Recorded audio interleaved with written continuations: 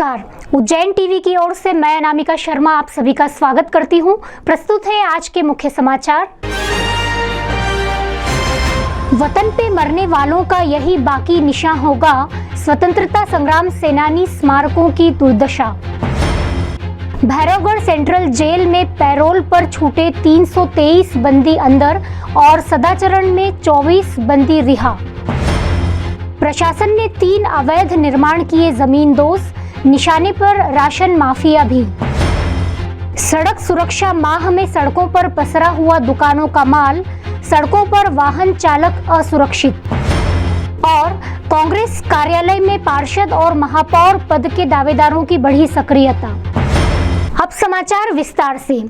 हमारे देश में लाखों आज़ादी के दीवानों ने हमारे देश को सैकड़ों वर्षों की गुलामी के बाद आज़ादी तो दिलवा दी, लेकिन बतौर इनाम लोकतांत्रिक सरकारों ने उन्हें नाम दिया स्वतंत्रता संग्राम सेनानी, किंतु उन्हें मामूली सी पेंशन और मात्र शिलालेख पर उनके नाम अंकित किए गए।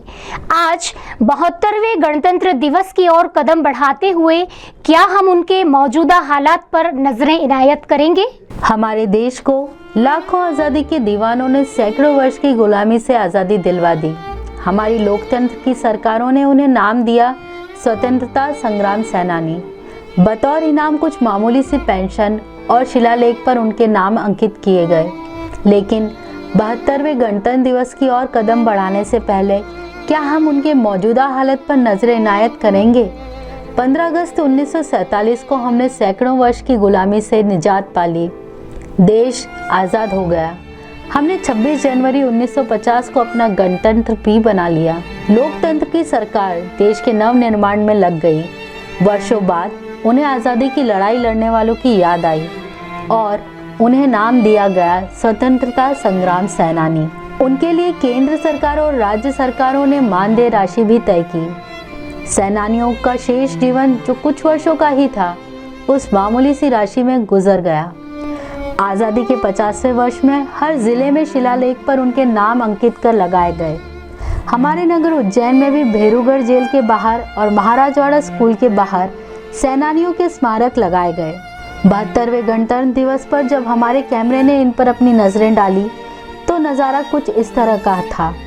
भेरूगढ़ जेल के स्मारक की वर्तमान स्थिति में कुछ टाइल्स उखड़ी नजर आ रही हैं और ऑयल पेंट से लिखे गए शब्द धूमिल हो गए हैं। वहीं महाराजवाड़ा स्कूल के बाहर लगे स्वतंत्रता संग्राम सेनानी स्मारक की हालत तो कुछ और ही बयां कर रहे हैं। सेनानियों के स्मारक पर कभी धूल भी नहीं झटकी गई। स्मारक के सामने वाहन आकर खड़े रहते हैं। भंगार की तरह पुलिस बैरिकेड स्मारक की कहानी कुछ अपने हालत जैसी बयां कर रहे हैं। स्मारक पर लिखे नाम तो वहां बैठने वाले नशेड़ियों ने अपनी पीठ से घिस कर गायब कर दिए।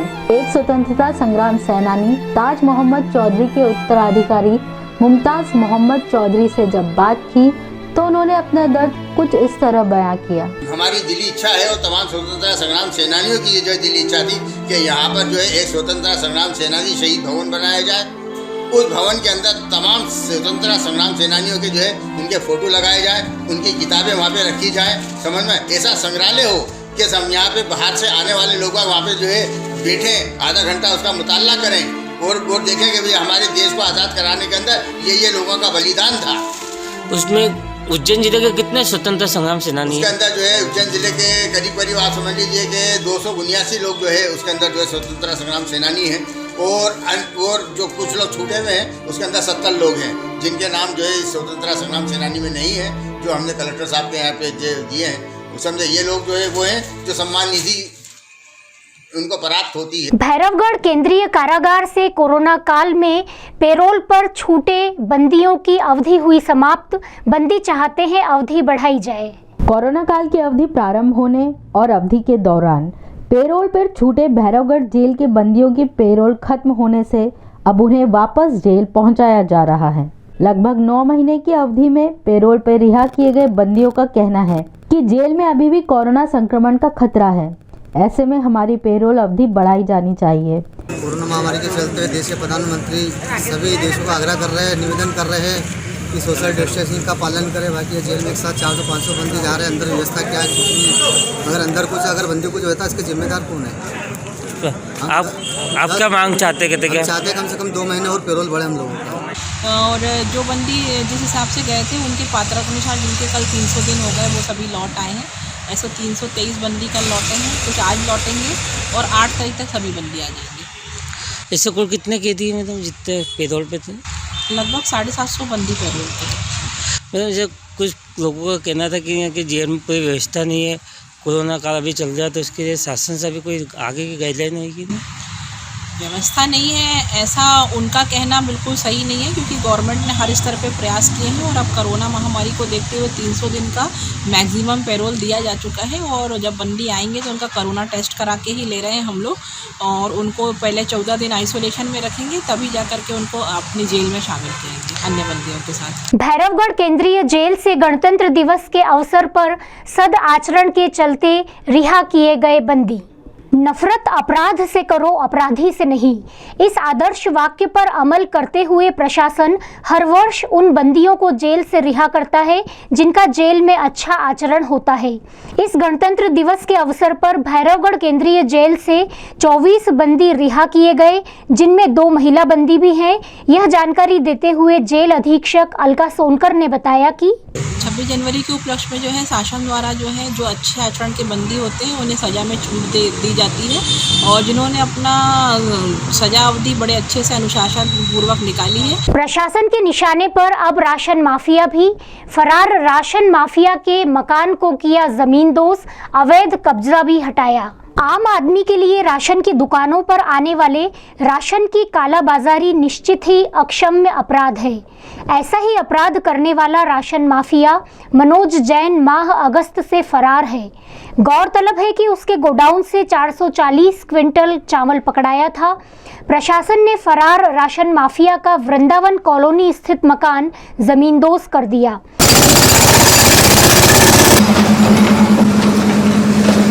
आज राशन माफिया के विरुद्ध कार्रवाइयां की जा रही हैं, जिसमें सबसे पहले मनोज जैन, जिसके विरुद्ध थाना पवासा में अपराध पंजीबद्ध था, उसके विरुद्ध आज हमने अवैध निर्माण को नगर निगम द्वारा तोड़ा गया है, जिसमें पुलिस प्रशासन कानून व्यवस्था के तहत तैनात था। इसी तरह दूसरे राशन माफिया अनिल जैन का उद्योगपुरी स्थित अवैध निर्माण भी हटाया गया। देखिए, जैसा कि आपको विदित है, आज जो इंडस्ट्रियल एरिया में एक गोडाउन वगैरह को नगर पालिका के द्वारा ध्वस्त करने की कार्रवाई की जा रही है, ये श्री अनिल जैन से संबंधित है। और विगत दिनों श्री अनिल जैन को जो सार्वजनिक वितरण प्रणाली का चावल है उसमें इनके विरुद्ध प्रकरण दर्ज हुए हैं पुलिस में, और पुलिस ने जो समीक्षा करी है, जो विवेचना करी है, उसमें मनोज जैन और अनिल जैन इत्यादि जो सार्वजनिक वितरण प्रणाली के राशन को यहाँ वहाँ अफरा-तफरी करने में संलग्न थे, उनका गोडाउन है ये, और उसी के तहत ये कार्रवाई आज की जा रही है, चूंकि अवैध निर्माण है। नजर अली मिल कंपाउंड में पट्टे को जमीन पर किए गए अवैध कब्जे को हटाने की जानकारी देते हुए सीएसपी पल्लवी शुक्ला ने बताया कि कोला फाटक में नजर अली कंपाउंड है, वहां पर पट्टे की जमीन पर लोगों ने अवैध कब्जा लगा रखा था। आज उस पर भी कार्रवाई की जानी। सड़क सुरक्षा माह को चुनौती दे रहे दुकानों के बाहर सड़कों पर रखे हुए सामान। पुलिस विभाग द्वारा इन दिनों सड़क सुरक्षा माह आयोजित किया जा रहा है, जिसके तहत कहीं रैलियां निकाली जा रही हैं, कहीं नुक्कड़ नाटकों का आयोजन कर नागरिकों को जागरूक किया जा रहा है, और कहीं पर बैनर और पोस्टर के जरिए यातायात संबंधी निर्देश और संदेश दिए जा रहे हैं। मगर इन सारे प्रयासों की तब तक कोई सार्थकता नहीं है जब तक सड़कें, चौराहे और गली कूचे इस लायक नहीं हो जाएं कि चौपहिया, तिपहिया और दुपहिया वाहन सुगमता पूर्वक सड़क पर से गुजर सकें। नगर के 2 प्रमुख हिस्सों पुराना फ्रीगंज और पुराना शहर, दोनों में मुख्य मार्ग, चौराहे अथवा गलियां हों, सड़कों पर दुकानों के पसरे सामानों ने मार्गों पर चलना दूभर कर दिया। आज हम आपको पुराने शहर के लाल मस्जिद, एटलस चौराहा, कंठाल, बड़ा तेलीवाड़ा और निकास क्षेत्र का हाल बताते हैं। लाल मस्जिद से गांधी भवन तक जाने वाली सड़क पर आपको वेल्डिंग करने वालों का पसारा दिखेगा। पलंग, पेटियां, दीवान सड़क पर रखे मिलेंगे, तो फर्नीचर की दुकान वाले टेबल, कुर्सियां, सोफे सड़क पर सजा देते हैं। इसके कारण वाहन निकलना तो दूर की बात है, पैदल चलने वालों को भी दिक्कत होती है। इसी तरह एटलस चौराहे पर साइकिल की दुकान के दुकानदार साइकिलों को सजा देते हैं। नई सड़क पर भी दुकानदार अपना सामान सड़कों के दोनों ओर रख देते हैं, जिससे वाहनों का आना जाना मुश्किल हो जाता है। नतीजतन ऑटो, कार, दोपहिया वाहन बमुश्किल आड़े तिरछे होकर निकलते हैं, जिसके कारण हमेशा दुर्घटना की आशंका बनी रहती है। वाहन चालक आपस में उलझते रहते हैं। सड़कों पर दुकानदारों द्वारा रख दिए गए यह सामान सड़क सुरक्षा माह पर ही सवालिया निशान खड़ा कर रहे हैं। कांग्रेस पार्टी में नगर निगम चुनाव संबंधी गतिविधियों ने पकड़ा जोर। पार्टी कार्यालय में पार्षद और महापौर पद के दावेदार आने लगे। उज्जैन के राजनीतिक जगत में वर्तमान में दो ही दल मुख्य रूप से जनता में अपनी पैठ बनाए हुए हैं। एक है कांग्रेस पार्टी और दूसरी भाजपा। शेष अन्य राजनीतिक दल स्थिति में नहीं है कि वे आगामी नगर निगम चुनाव में निर्णायक भूमिका निभा सकें। सत्तारूढ़ भाजपा से मुकाबला करने के लिए कांग्रेस में जो ऊर्जा होना चाहिए, उसका आभास कांग्रेस जनों की सक्रियता से होने लगा है। शहर कांग्रेस कार्यालय में कांग्रेस के पदाधिकारी कार्यकर्ताओं से संपर्क में हैं, तो पार्षद और महापौर पद के दावेदार फॉर्म भरने की प्रक्रिया पूरे करते नजर आने लगे हैं। ऐसी ही एक दावेदार गीता यादव ने बताया, मैंने अभी पार्षद के चुनाव के लिए फॉर्म खरीदा है यहाँ से। आप कब से जुड़े हुए पार्टी से? मैं पार्टी से करीबन 20 साल से जुड़ी हुई हूँ। 20 साल हो गए मुझे। मैं ओबीसी की अध्यक्ष भी रह चुकी हूँ इसमें, कांग्रेस की, और अभी भी मैं महामंत्री, शहर महामंत्री के पद पर हूँ। आप एक पार्षद का चुनाव लड़ चुके? नहीं, ये पहली बार है। हाँ। ग्राम खेड़ावदा में 8 दिवसीय क्रिकेट टूर्नामेंट का हुआ समापन। विधायक मुरली मोरवाल ने किया विजयी टीम को पुरस्कृत। बड़नगर तहसील के ग्राम खेड़ावदा में 8 दिवसीय क्रिकेट टूर्नामेंट का समारोह पूर्वक समापन हुआ। इस प्रतिस्पर्धा में प्रदेश के विभिन्न शहरों तथा अन्य राज्यों की क्रिकेट टीमों ने शिरकत की। और हवा में लेकिन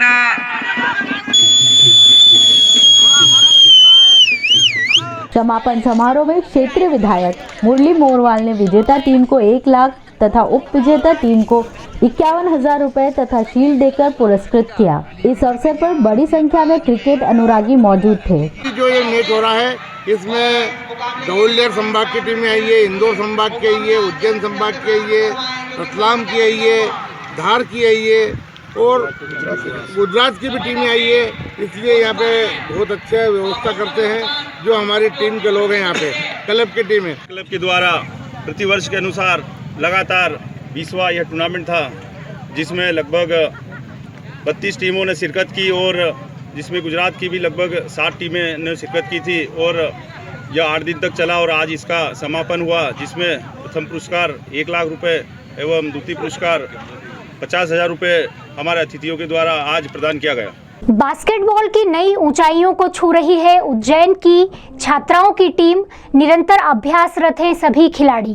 खेल जगत में उपलब्धियां पाने के लिए लक्ष्य निर्धारण और लक्ष्य प्राप्ति हेतु अथक प्रयास आवश्यक है। इसी मूल मंत्र को सार्थक कर रही है उज्जैन की बालिकाओं की बास्केटबॉल टीम। इस टीम ने अब तक कई मैच खेले और जीते।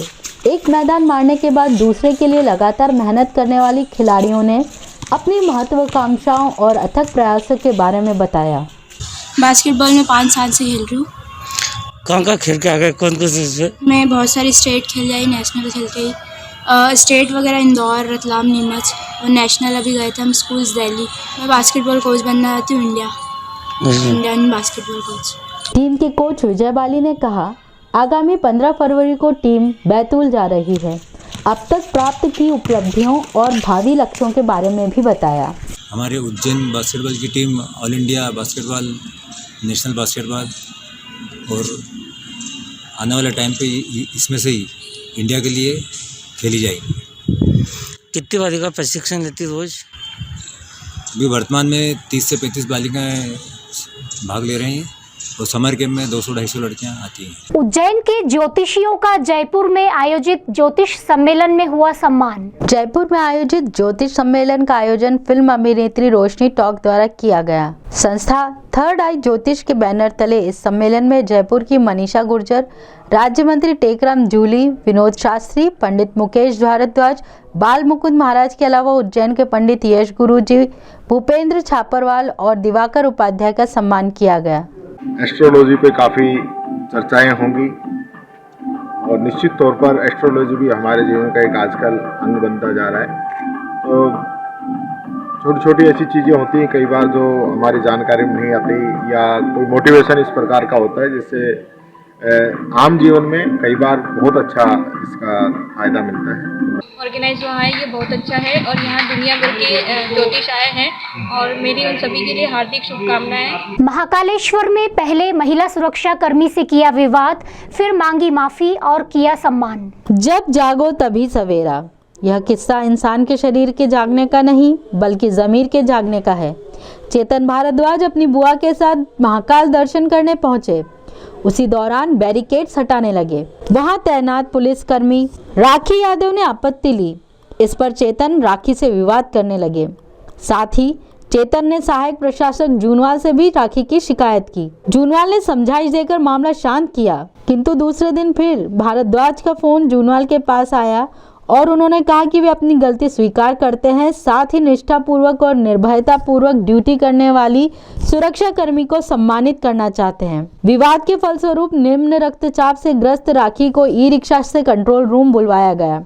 अपने सम्मान से अनभिज्ञ राखी को जब ज्ञात हुआ कि कल जिसने उनसे विवाद किया था वही आज उनका सम्मान करना चाहते हैं, तो वह भी प्रसन्न हुई और उनके मन से भी गिला शिकवा दूर हो गया। कंट्रोल रूम में उपस्थित जनों के बीच चेतन भारद्वाज ने राखी यादव को महाकाल की तस्वीर, शॉल और श्रीफल देकर सम्मानित किया। इस तरह अंत भला तो सब भला वाली कहावत चरितार्थ हुई।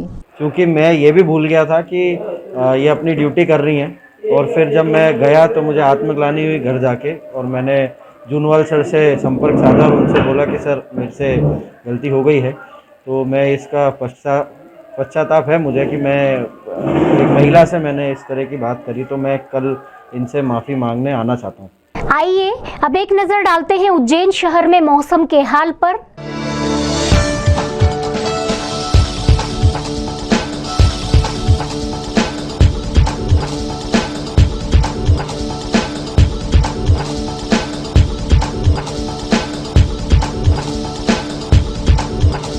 अंत में मुख्य समाचार एक बार फिर। वतन पे मरने वालों का यही बाकी निशान होगा, स्वतंत्रता संग्राम सेनानी स्मारकों की दुर्दशा। भैरवगढ़ सेंट्रल जेल में पैरोल पर छूटे 323 बंदी अंदर और सदाचरण में 24 बंदी रिहा। प्रशासन ने 3 अवैध निर्माण किए जमींदोज, निशाने पर राशन माफिया भी। सड़क सुरक्षा माह में सड़कों पर पसरा हुआ दुकानों का माल, सड़कों पर वाहन चालक असुरक्षित। और कांग्रेस कार्यालय में पार्षद और महापौर पद के दावेदारों की बढ़ी सक्रियता। ये थे उज्जैन शहर के प्रमुख समाचार। ताज़ा समाचारों के लिए देखते रहें उज्जैन टीवी और कृपया Ujjain TV YouTube channel like और सब्सक्राइब करना न भूलें। नमस्कार।